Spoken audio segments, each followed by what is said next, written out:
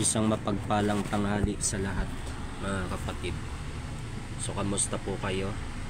And hope and pray na kayo pong lahat ay nasa maayos at mabuting kalagayan, mga kapatid. So ngayon lang po ulit ako nakapag-live, mga kapatid, after ng ilang weeks. Hallelujah. Gawa nga ng sa bago ko pong nilipatang trabaho ay hindi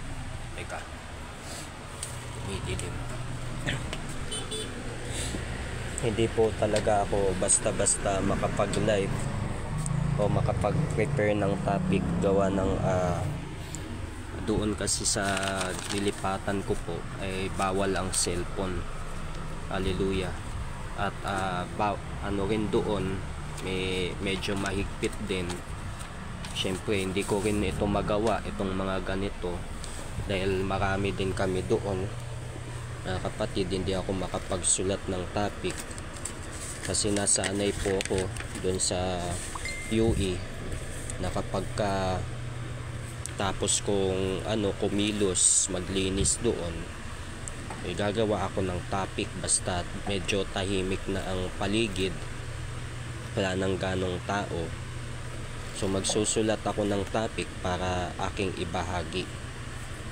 So ngayon lang po ulit, hallelujah, at gawa ng wala akong pasok ngayon kasi kakatapos lang ng aming training. Hallelujah. Hindi ko na rin babanggitin kung ano yung ano ko doon ginagawa ko, basta ako po'y nasa BPO industry na ako, mga kapatid. Hallelujah. Kaya kailangan din talagang ayusin ang trabaho kasi medyo maselan ang trabaho doon. Hallelujah. So ayan po. At kahapon, so pinuntahan ko din ang mga kabataan sa UE para sharean ulit sila ng word of encouragement. Hallelujah. O gawa ng bakanting araw naman na ako, so pinilit ko ng puntahan kahit medyo may nakakamdaman ako, di pa rin magaling ang ubo. Hallelujah. So patuloy pa rin. Pinilit ko nga pong pumasok ako sa trabaho nitong Lunes, kahit na ako'y hinihika, kasi sayang yung araw, na kapatid. Sayang kung hindi ko papasukan, gawa nga ng medyo mataas ang rate. Pinilit ko habang nagko-call simulation kami, mga kapatid. So pinilit ko para sa aking pamilya. Kaya gawa ng ako po'y tatay na, kailangan ko po talagang magsumikap na magtrabaho para sa aming pamilya. So good afternoon din po sa iyo, Sister Yvonne de la Cruz. Salamat po at nakahabol ka, na may time ka manood. Paki-share po ng live. Hallelujah. At nang marami po tayong maabot.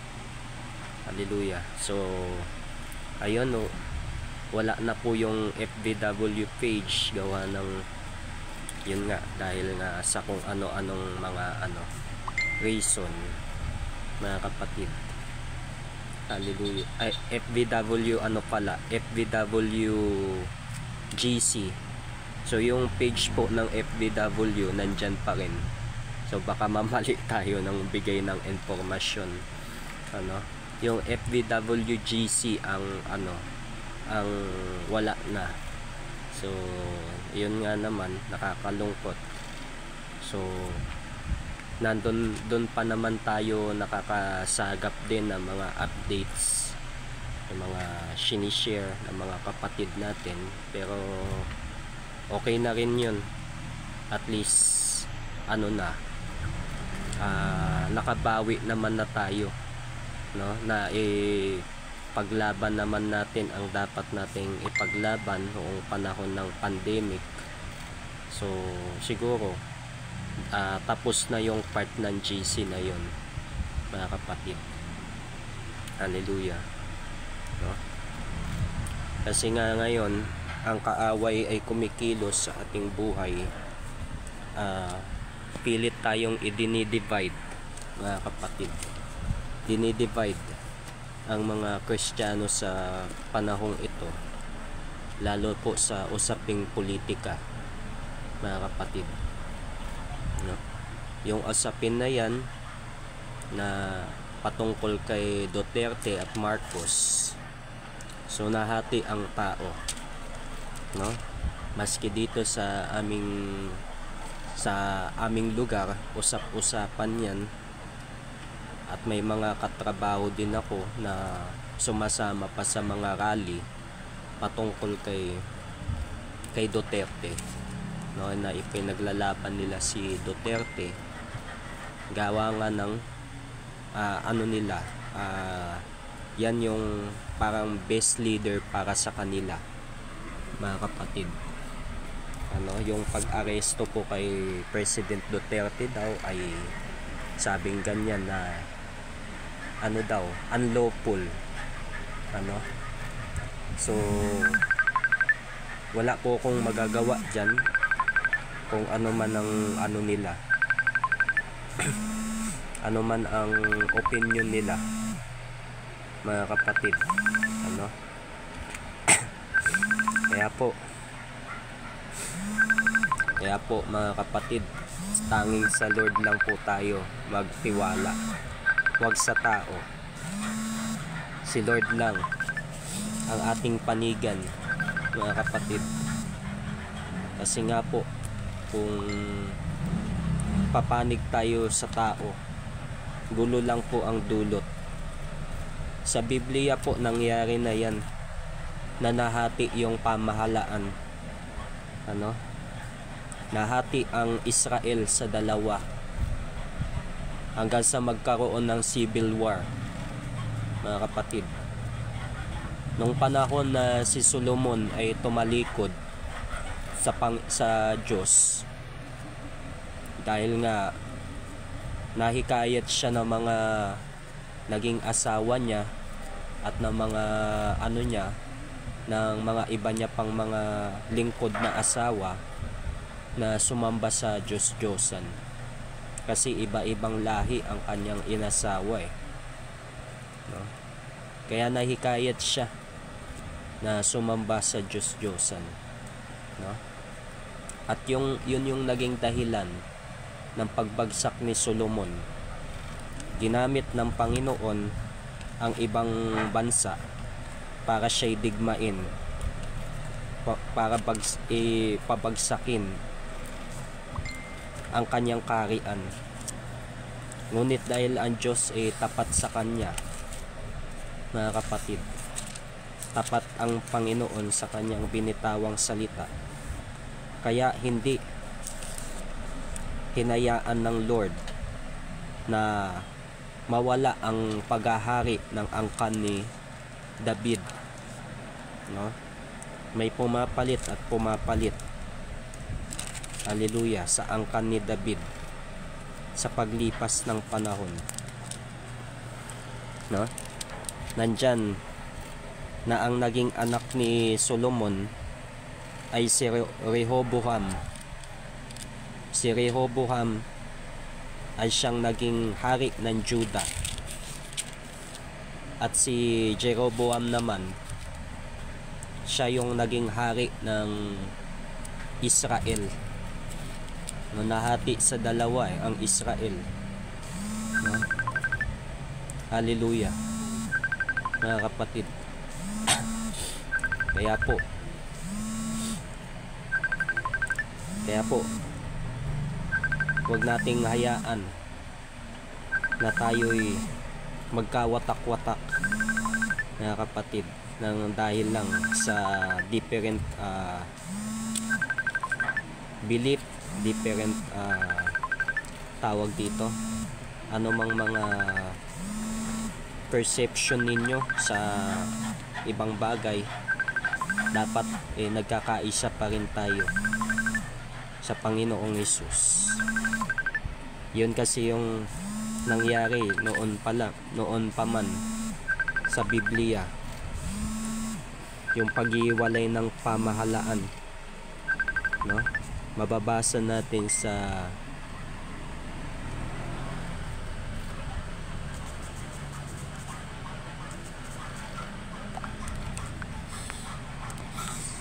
dito sa tawag dito, 1 Kings chapter 12 verse 20.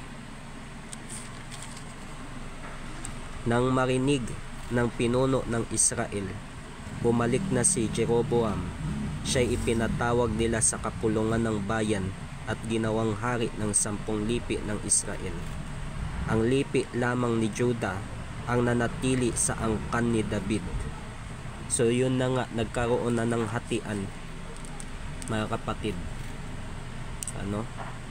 Nagkanya-kanya ng panig, no? Na siyang pinagmulan ng away, ng civil war, mga kapatid. Nangyari noon, mangyayari pa rin ngayon ang mga civil war, no? Civil war, physical and spiritual, mga kapatid. Nahati ang mga tao. Noong pandemic, nahati na ang tao. Ngayon din, mahati din, no? Magkakaroon ng mga different faction ang mga tao, mga kapatid. Kaya talagang ang mga palabas din ng mga movies, like movie ng Captain America Civil War, na kung saan ang mga superhero kampi-kampi, sila yung pinag-away-away, mga kapatid, dahil sa different beliefs nila. May ayaw sumama sa may mga pro-registration act at may mga anti-registration act. Gawa nun sa movie na yon, mga kapatid, may utos ang government na dapat ang mga superhero ay magparehistro, i-register yung secret identity nila, no? Kumbaga mawalan ng privacy sila, mga kapatid. Ayaw ng grupo ni Captain America na pumayag, kaya itinuring siyang fugitive, no? At sila, tinuturing silang illegal, no? Ganyan po ang nangyayari kapag sistema ang kumilos. Nagugulo ang buhay ng gustong manatiling malaya, mga kapatid. Kapag may pinanigan ka na isang grupo, mga kapatid, expect mo na wala kang peace, wala kang tawag dito, wala kang peace of mind, no? Expect mo yan. Hallelujah. Kapag ikaw ay may kinakampihan, mga kapatid, expect mo na may mga struggles, may mga gulo, ganyan, no? Kaya po, mga kapatid, dapat sa lang tayo, sa Lord lang po tayo papanig. Hallelujah. Sa Lord ang ating loyalty. Hallelujah. Then yung main topic natin yung Hamathites. So sino ba itong dumidilim? Wait lang po, kasi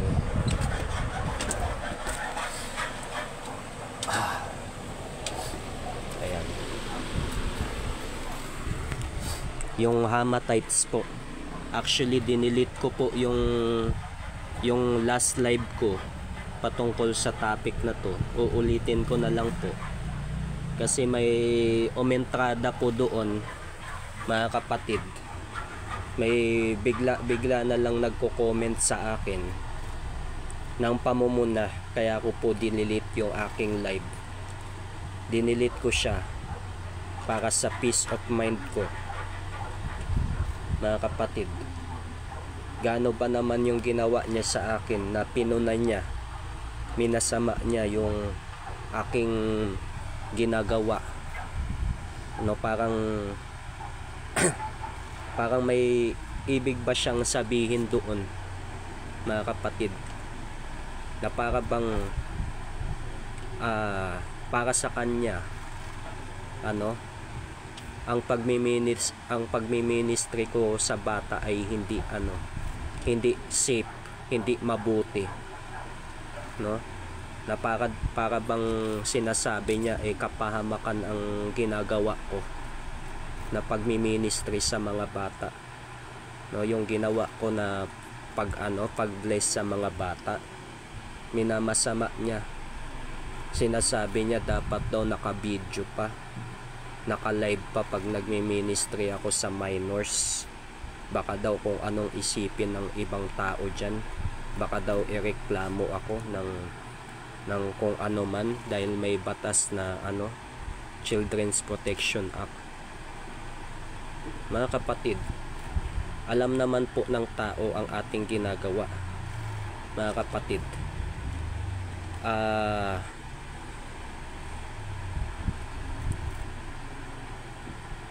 Na nga po, parang ganun na nga po, kaya blinak ko na siya, kapatid, kasi hindi naman siya nakakabuti, hindi naman siya, kasi may mga nalaman akong reklamo sa kanya. Ayoko mag-mention ng name dito, kasi kung tutuusin, masyado siyang diba, imbis na makigalak siya sa kagalakan ng tawag dito ng kapwa niya kapatid sa Panginoon, parang binibigyan niya ng maling kahulugan, diba, ng masamang kahulugan ang ginagawa kong pagmi-ministry sa mga bata, mga kapatid. Kasi kung siya, kung totoong pastor siya, dapat niya i-consider niya na mabuti ang hindi yung sasabihin niya na ganyan, may ganun pa siya mga batas, di ba? Bakit lahat ba ng gagawin natin illegal? Lahat ba ng gagawin natin makakasama? Bagamat sa isip ng iba, makita ng iba hindi, para sa kanila intimidating 'yon, no? Pero hindi naman lahat, no? Lalo na mga wala sa Panginoon. Kahit wala naman sa Panginoon, may intindihan naman nila na mabuti 'yun, na mabuti yung ating ginagawa na pagbe-bless sa mga kabataan, mga kapatid.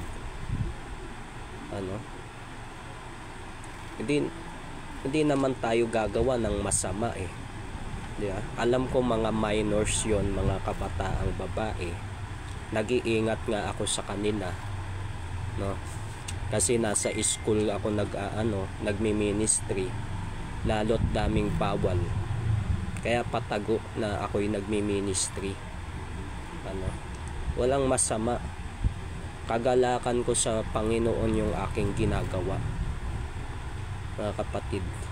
Kaya hindi ko hahayaan na sirain ng sino man ang kagalakan ko sa pagmi-ministry. Kung may sabihin man siya mga negative, di ba? Hindi ko hahayaan, no, na sabihan ako ng mga ganon, di ba? Kaya kaysa punahin niya ako ng punahin, blinak ko na lang siya. Kahit natulungan niya ako, kahit binigyan niya ako ng pera noon, di ba? Bahala siya, mga kapatid. Basta ako malinis ang aking intensyon sa paglilingkod sa Panginoon. Hallelujah. Husgahan man ako ng iba dyan, wala akong pakialam, mga kapatid. Bahala kayo kung manood pa rin kayo doon. Sa akin lang, di ba? Hindi siya yung mga ganong mga ano niya, mga pagko-comment niya, hindi maganda, di ba? Lalo na ang tingin niya sa mga ano, sa mga nanonood sa kanya followers niya. Hindi naman niya pag-aari ang kaluluwa ng mga tao, di ba? Sa akin dito may manood sa akin, wala, okay lang. Hindi ko hangad na sumikat, diba? Kung ano yung prinsipyo ni Pastor Joms, diba? Yun din yung, hindi naman sa inaano ko niro-role model ko si Pastor Joms, pero ang pinaka role model dapat natin ang ating Panginoong Hesus, no? Dapat may integrity tayo, hindi tayo na-involve sa anumang issue, lalo na pag may kinalaman sa pera, no? Kasi malaking kasiraan po yan yung pangalan natin, daladalan, yung pangalan ni Jesus daladala natin, tapos mai-involve ka sa mga ganyan, yeah. Kaya mabuti pa na blinak ko na lang siya, kasi di siya nakakabuti po. Magaling nga siya magturo about sa mga vaccine o sa mga end time prophecy. Magaling siya magturo, no? Kung liko naman ng buhay niya, no, panay siya turo, hindi naman makita sa buhay niya. Kaya blinak ko na yung taong yun, mga kapatid. Ano, sa mga patuloy pa rin na nanonood doon sa taong yun, mag-isip-isip din kayo. Hindi ko sinasabing wag kayong manood doon, pero sana ma-discern ninyo kung dapat ko bang panoorin yun o hindi, yeah. Kasi ayoko naman ng nag-aano ko sa inyo, nagsasabi ako sa inyo wag nyong panoorin yan, yeah. Tigilan nyo panonood dyan. Depende sa ano ninyo, depende sa kagustuhan po ninyo yan, mga kapatid. Ano, kasi ayokong manira ng tao dito, ayokong ano,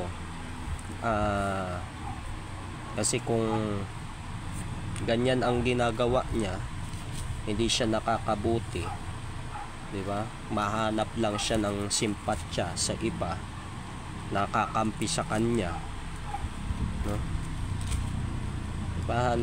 Bahala na po siya, bahala na po ang Lord.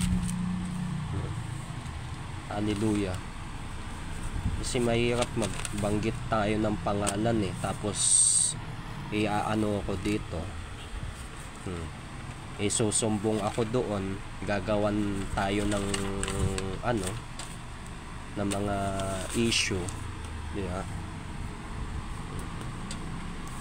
Bahala na si Lord. Basta tayo, tahimik tayong nag-aano dito, yeah. Ano pa ba ang ating itatopic dito, mga kapatid? Pasensya na po at medyo ano, tumagal tayo. Ituturo ko po ngayon yung last na topic na aking dinilit, yung sa buhay ni King Hazael. So wait po. Kasi ako po, hindi naman ako puro mga vaccine lang dito. Kunti word of God din.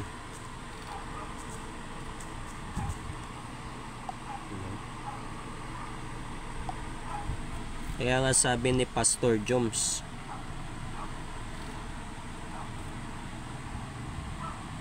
Sige po, replay na lang po.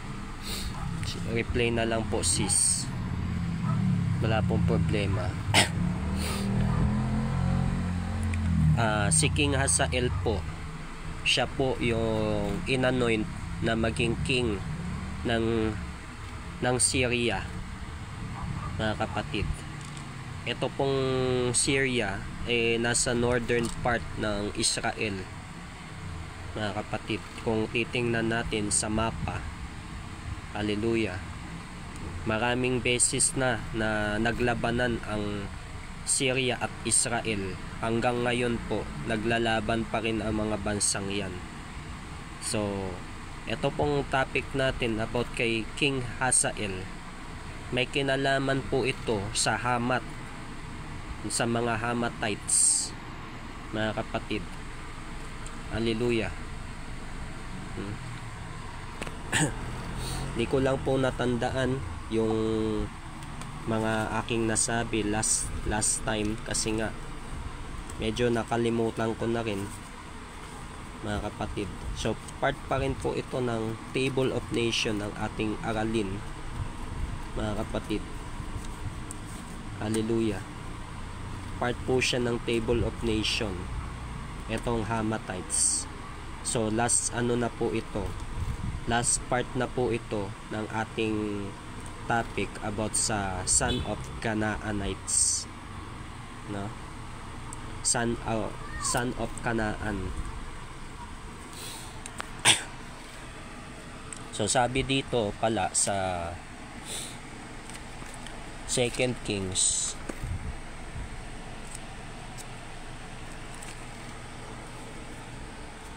8:7-15, 7 hanggang 15, ang paghahari ni Hazael sa Syria. Si Eliseo ay pumunta sa Damasco, at noon ay may sakit si Haring Ben-Hadad ng Syria. Nang babalitaan niyang nasa Damasco si Eliseo, inutusan niya si Hazael na magdala ng mga regalo at makipagkita kay Eliseo, ang propeta ng Diyos, upang itanong kay Yahweh kung gagaling pa siya o hindi. Lumakad si Hazael upang makipagkita kay Eliseo, karga ng 40 kamelyo. Dala niya ang iba't ibang magagandang regalo na produkto ng Damasco. Pagdating kay Eliseo, sinabi niya, inutusan po ako ng lingkod niyong si Ben-Hadad upang alamin kay Yahweh kung gagaling po ang hari o hindi.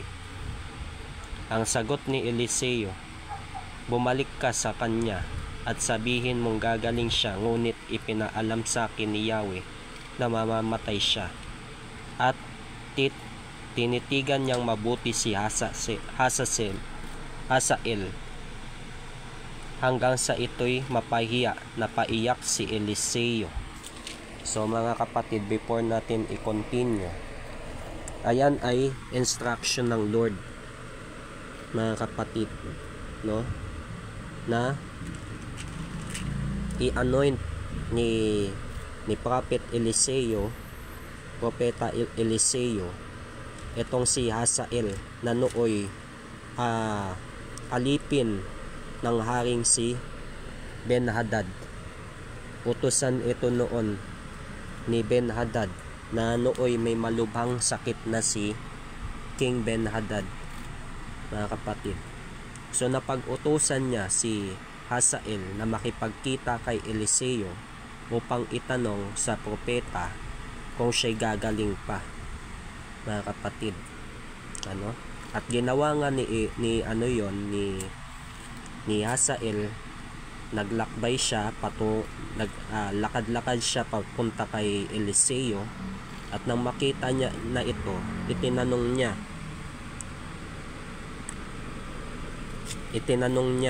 sa propeta, habang siya'y may daladalang mga regalo, kung ang kanyang hari ay gagaling pa. Inalam niya kung ano ang pinapasabi ng Lord sa hari, mga kapatid. At ang sabi naman ni Eliseo, Mga kapatid,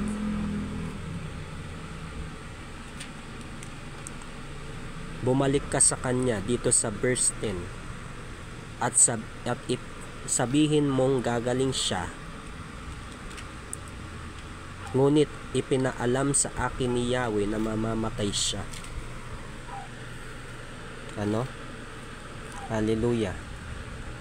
So yun ang in-instruction niya dito kay Hazael, na bumalik siya sa hari at sabihin na siya'y gagaling, no? Pero sa kabila nun, tiningnan mabuti ni Eliseo etong si Hazael, no? Tinitigan niya hanggang sa ito'y mapahiya, no? So kumbaga nailang si Hazael sa kakatitig ni Eliseo sa kanya. So ang ibig sabihin na talagang may kakaiba, no? May kakaiba kay Hazael, no? Na talagang parang kakilakilabot, no? Ang nakikita ni Eliseo kay Hazael. Ganyan mga kapatid. At nung sumunod na verse, nang itanong ni Hazael kung bakit siya umiiyak, sinabi ni Eliseo, sapagkat alam kong gagawan mo ng malaking kasamaan ang buong Israel. Susunugin mo ang kanilang mga kuta, papatayin mo ang mga bataang lalaki, duduruging parang abo ang mga bata at bibiyakin mo ang tiyan ng mga buntis. Paano ko magagawa ang kakilakilabot na bagay na iyan? Ako'y isang hamak na alipin lamang, sagot ni Hazael.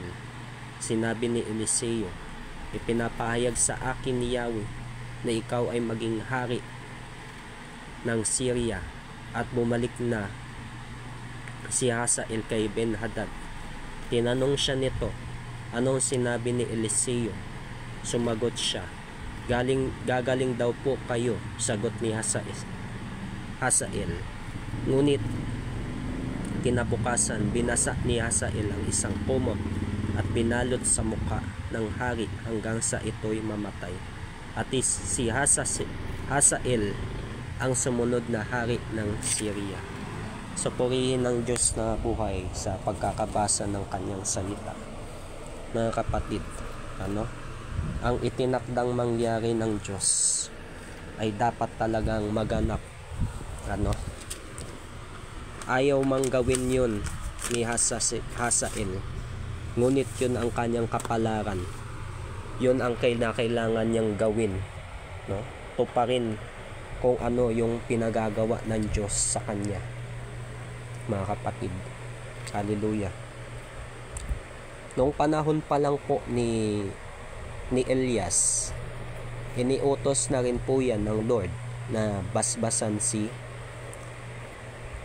Hazael, si Jehu, tsaka itong si Eliseo.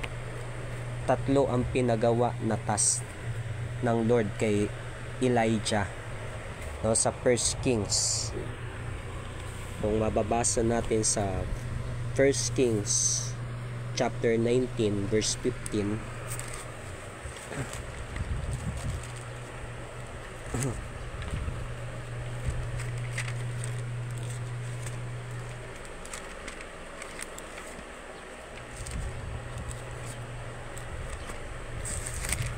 Kings chapter 19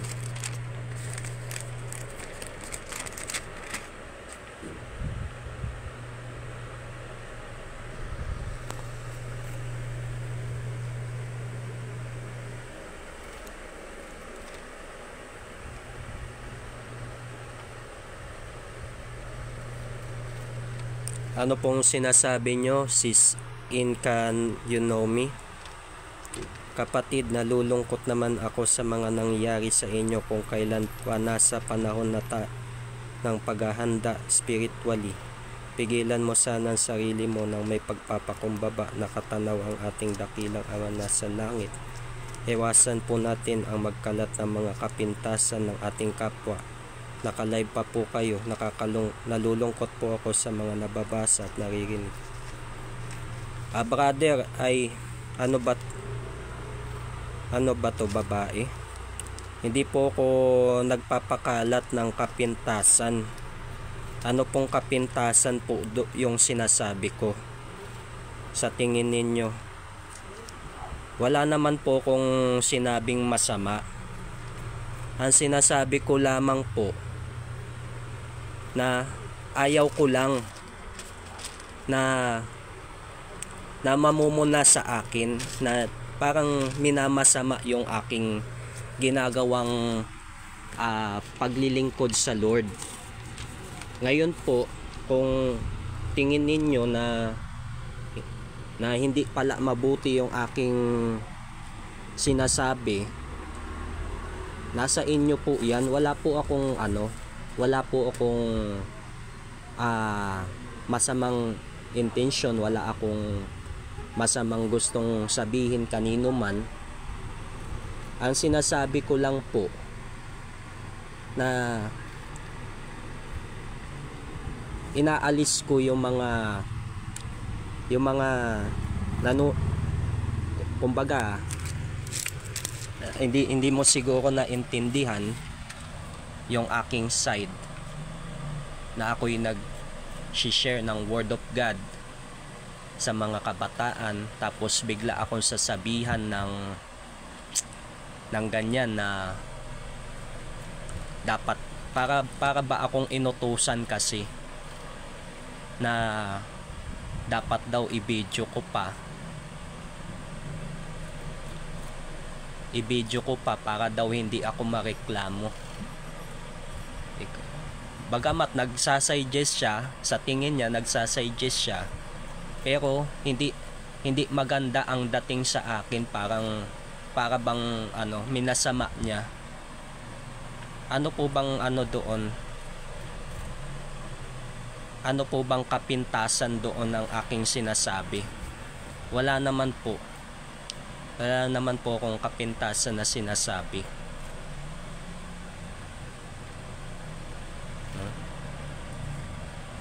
At saka sinasabi ko, iwasan natin yung ganong uri ng tao.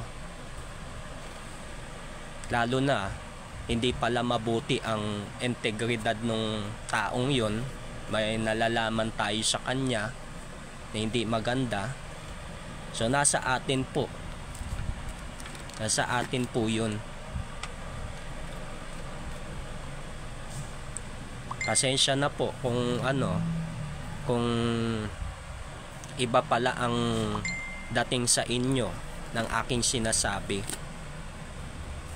Hindi naman ako naninira po dito. Wala akong sinisiraan. Tahimik nga lang ako na nagla-live, nag-share ng Word of God.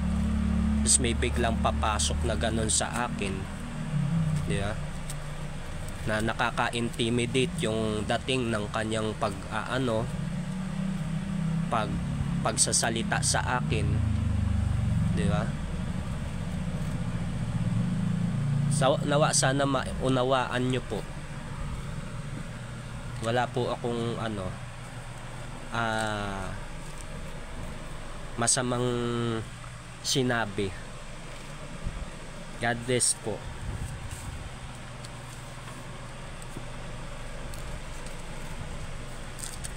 So medyo napuputol po ako pagka ganito pagka may mga ganito pong pasensya na po talaga.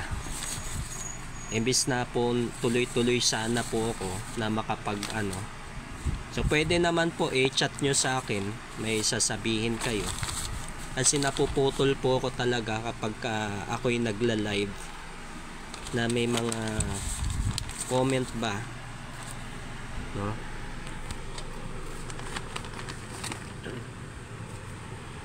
Ang dito po mga kapatid, sa ating sa ating talakayan ngayon. Kumbaga sa monarchy system po ay kailangan hanggat buhay yung hari, hindi siya maaalis sa pwesto. So kinakailangan mamatay muna siya.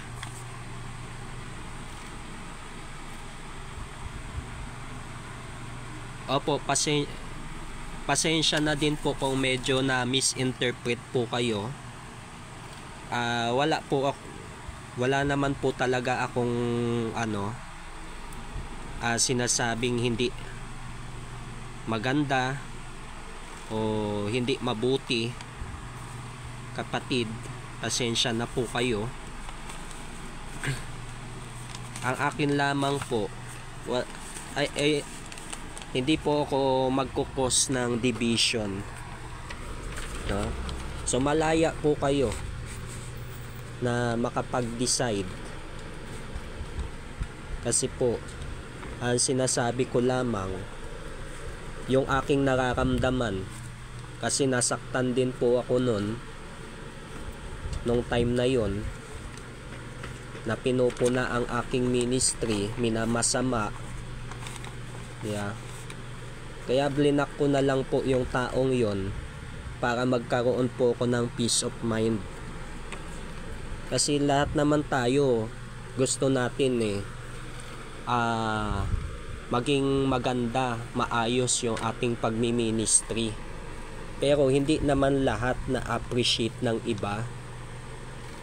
Yeah. Hindi lahat nakakaunawa, nakakaintindi, kahit kapwa mo pa Kristiyano, no? Ang sa akin lang, basta ginawa ko yung aking part, malaya naman po tayo, mga kapatid, no? Na kung kanino tayo manood, kung doon pa rin sa sino man na muna sa akin, manood pa rin kayo doon, it's up to you po. It's up to you. Hindi ko po kayo babawalan.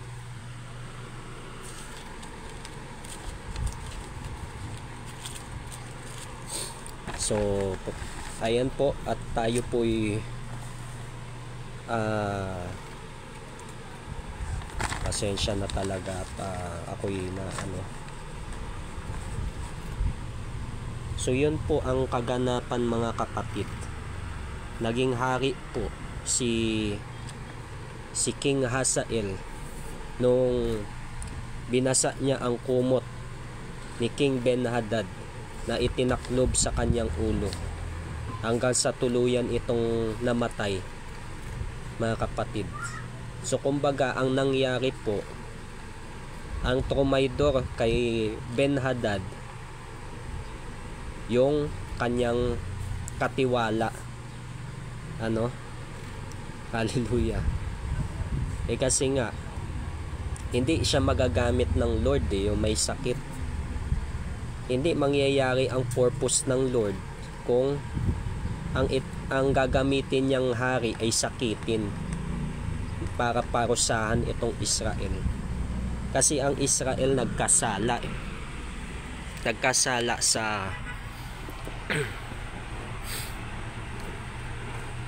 sa pagsamba sa Diyos-Diyosan, kung ano-anong Diyos-Diyosan ng kanilang sinasamba, dahil inalaw ni King Solomon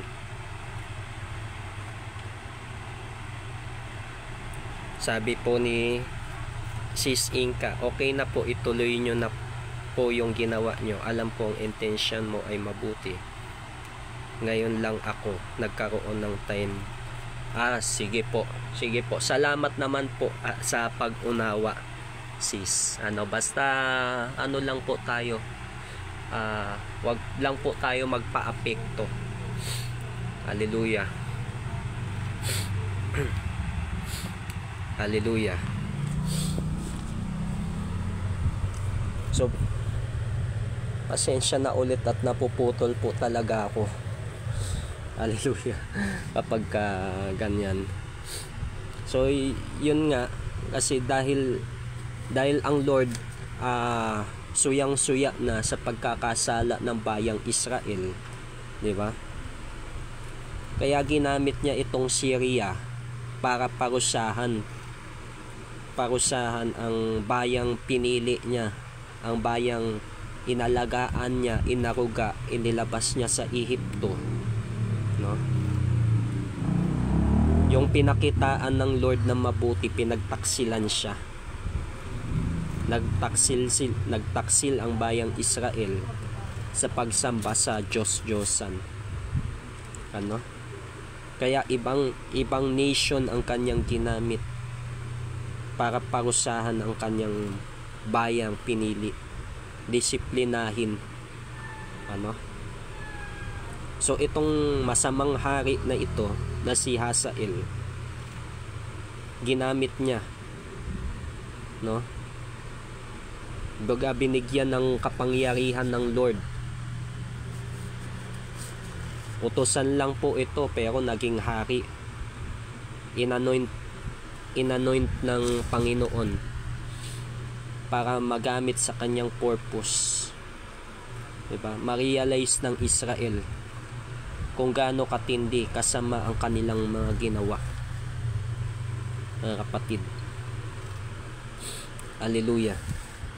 Kaya po, mga kapatid, kapag tayo din sa buhay natin, pag tayo din po ay nahuhulog sa kasalanan, sa kasamaan, ay dyan din po dumarating yung mga tragedy sa buhay ng isang tao, na dati siya'y puspos ng kagalakan sa pagsiserve sa Panginoon.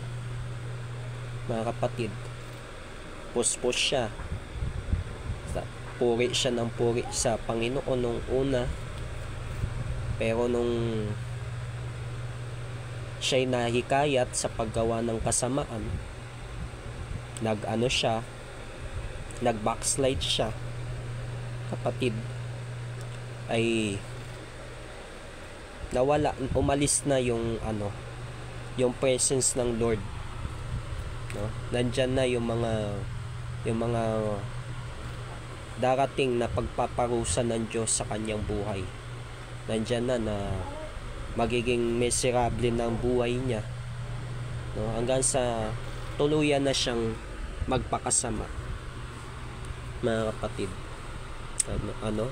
Ngunit sa kabila nga ng pag-ibig ng Diyos sa Israel, lagi niya pa rin binibigyan ng second chances ang Israel na sa kanya'y lumapit, magbalik loob.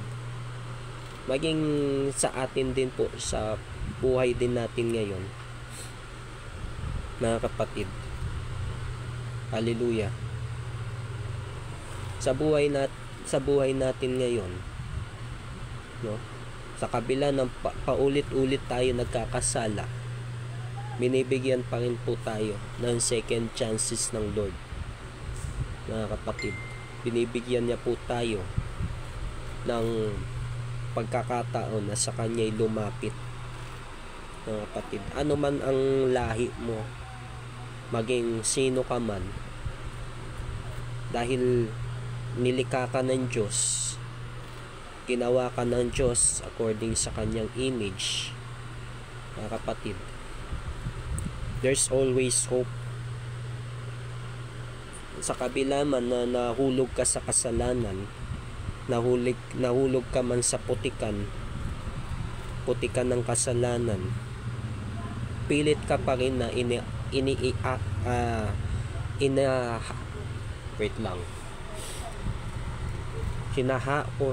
inaahon ng Diyos. Sorry po, nawawala na ako sa word na iniahon. Praise God, na pati yun medyo parang ang hirap ng bigkasin sa akin, no? Pilit ka pa rin inililigtas ng Panginoon, mga kapatid. Ganyan po ang Lord sa atin. Hallelujah, no? Kaya nga, patuloy pa rin tayo sa pag-share. Baka sakali maligtas pa rin ang mga tao na nagpapatuloy sa kasalanan, mga kapatid. Ang Diyos ay paraan niya yan ng pagdisiplina sa Israel. Etong si King Hazael, ginamit niya lang itong instrument para ang Israel ma-realize nila na tumawag sila sa Panginoon, na tunay na nagmahal, nag-aruga sa kanila, mga kapatid. Yan po ang dapat nating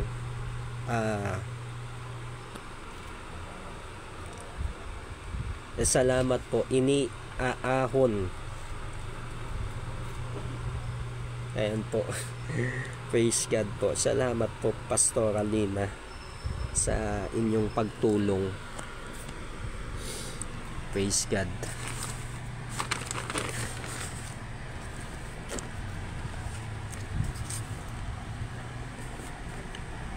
Ano pa ba ang aking sasabihin, mga kapatid?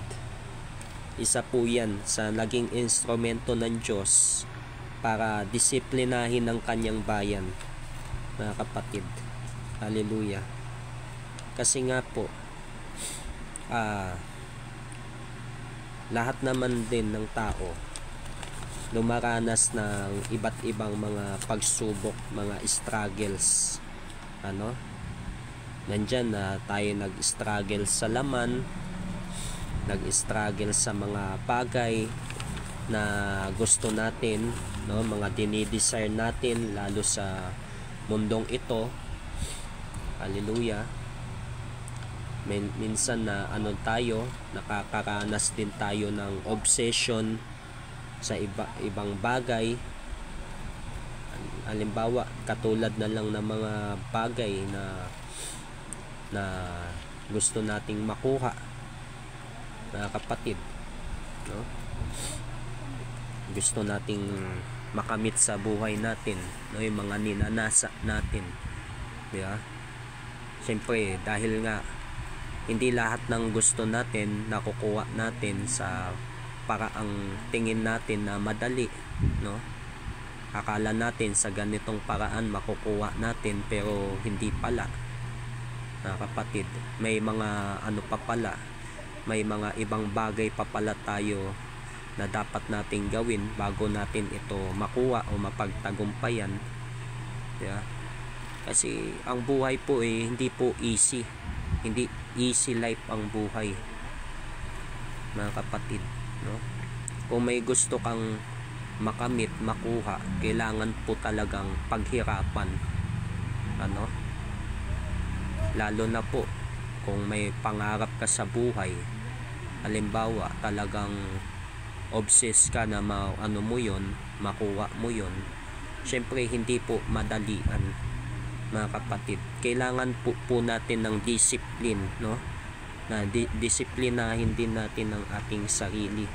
Hindi yung tayo'y magiging to the point na magiging sakim na tayo, magiging greedy, mga kapatid.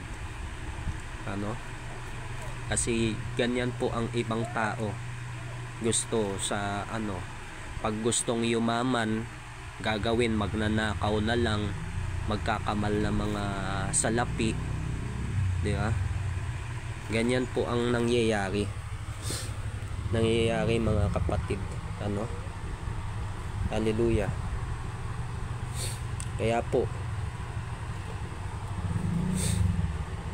po mga kapatid, ay lang natin, kung gusto nating magtagumpay sa buhay, kailangan kasama natin ang Lord, mga kapatid.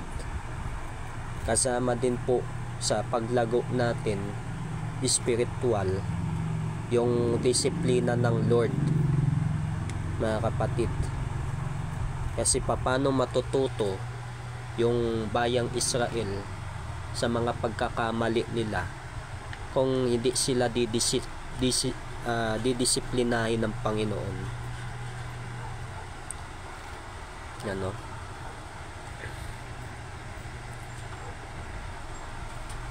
wala pong paglago doon mga kapatid kung walang pagsubok, no? Paraan yan ng Lord maging pagsubok sa Israel yan dahil sa kanilang pagsuway, kasi umaasa din ng Panginoon baka sakaling tumawag ang bayang Israel sa kanya sa kabila ng nararanasan niyang struggles na sila'y dinidigma ng bayang Syria nitong ni Haring Hazael, di ba? Baka sakali bumaliktad, imbis na ang Israel ang parusahan, ang Syria naman, mga kapatid. Kaya po, kapag tayo nagkakamali sa buhay, namamali tayo ng desisyon, face the consequences, mga kapatid. Face the consequences kung ano yung ating ginawa. Hallelujah. So nawa may natutunan po kayo sa ating pinag-aralan ngayon, mga kapatid. Hindi ko na po hahabaan masyado at pasensya na din po kanina, mga kapatid, kung may mga misunderstanding po tayo dito sa ating comment section, mga kapatid. Basta ang akin lang po ay nasabi ko lang po ang aking wala po akong intensyong manira, kasi may nagtanong po kasi kanina, ay hindi naman ako nagme-mention ng name, pero sinasabi niya, yeah, sinasabi nitong si brother Robert Cruz, dina-direct to the point ni brother Robert Cruz. Pero wala akong binabanggit na na names. Kasi ang akin lang po, syempre bilang tayo'y tao, nasasaktan din tayo, mga kapatid.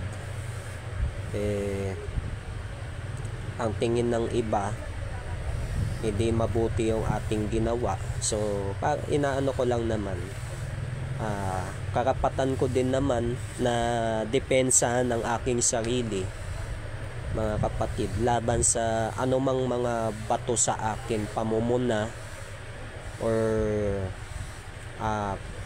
pag-iisip ng iba ng masama sa aking ginagawang paglilingkod sa Lord, ganyan. Kailangan ko din pong depensahan o ipagtanggol ang aking sarili, mga kapatid, na hindi ako hamakin nino man. Hallelujah.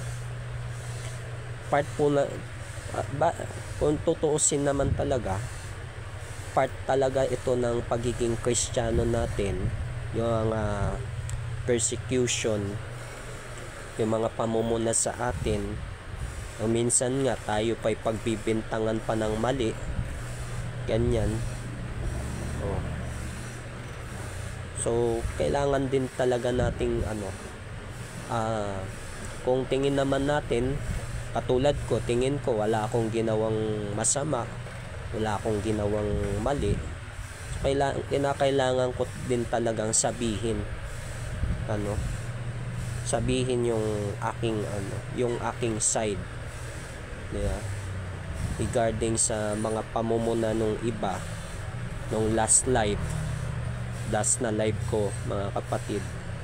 Kaya para sa peace of mind, blinak ko na po talaga yung taong yun, nang hindi na po kami magkita pa dito sa comment section. So by the way, wala na yon, kalimutan na natin yon, mga kapatid. Ang gusto natin, deserve natin ng ng kapayapaan, deserve natin ng peace of mind. At ayun po, naway naunawaan nyo po mga kapatid. Hallelujah. Kung may mga nasabi man ako na tingin ninyo ay hindi maganda, patawad po. Patawad, kasi kung minsan tayo'y nagkakamali pa rin naman tayo mga kapatid. Ang mahalaga, nagkakaunawaan tayo, nagkakapatawaran tayo bilang tayo'y magkakapatid sa Panginoon. Basta patuloy lang tayo, deserve natin na mamuhay ng mapayapa mga kapatid. Hallelujah. Hayaan natin yung huwag tayong ma-divide, patuloy pa rin tayo. So kung tayo man ay hindi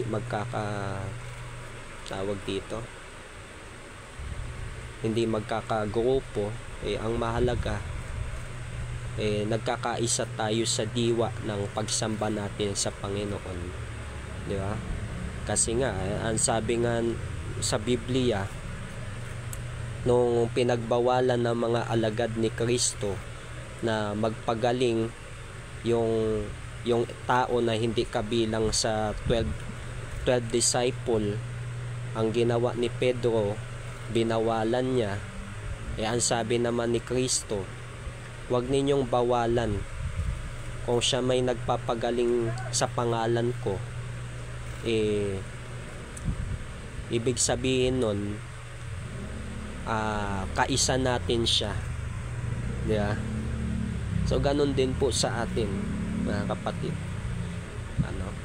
Nawa malinaw na po sa atin yon. Hallelujah. Bahala na po ang iba kung hindi ako naintindihan mga kapatid. So at ako po yung magpapahinga muna, dahil nga po hindi ayokong pwersahin ang aking sarili na kapatid. Nawa may natutunan po kayo, may nakuha po kayong aral sa ating pinag-aralan ngayon mga kapatid. Hallelujah. So ayan po, at mag-pray tayo. Lord, salamat po sa oras na ito, sa kakatapos lang ng aming live, Panginoon. Lord God, hallelujah, sa naibahagi namin ngayon na inyong salita about sa buhay ni King Hazael, Panginoon. Lord God, na tunay na lahat ng mga lingkod ninyo ay inyong dinidisiplina sa paraan na gusto nyo, Panginoon. Lord God, na bawat isa sa amin ay pinapakita nyo, pinaparanas nyo ang pagdidisiplina nyo. Dahil ang pagdidisiplina nyo ay pagpapakita na kami tunay na inyong minahal, inibig, Panginoon. Na kung paano dinidisiplina ng magulang ang kanyang anak, ganun din po kayo sa amin, Panginoon. At Lord, patuloy nyo po kaming pakaingatan ang bawat isa sa amin, Panginoon. Patawad po sa anumang kasalanan na aming nagawa. May nasabi man po kami sa isip, salita at sa gawa, Panginoon. Patawad po, Panginoon. Kung may mga hindi man po kami pagkakaintindihan, pagkakaunawaan, patawad, Panginoon. Lord God, alam nyo po ang puso ng bawat isa sa amin, Panginoon. Ikaw po nakakasaliksik, nakakasuri ng aming puso, Panginoon. Kung ito ba'y tama o hindi ang aming mga ninanais o anumang mga pinabalak namin sa buhay, Panginoon. Nawa, Panginoon, Lord God, itama nyo po ang anumang mga motibo namin, Panginoon, sa paglilingkod sa iyo, Panginoon. Lord God, hallelujah. Hallelujah, Panginoon.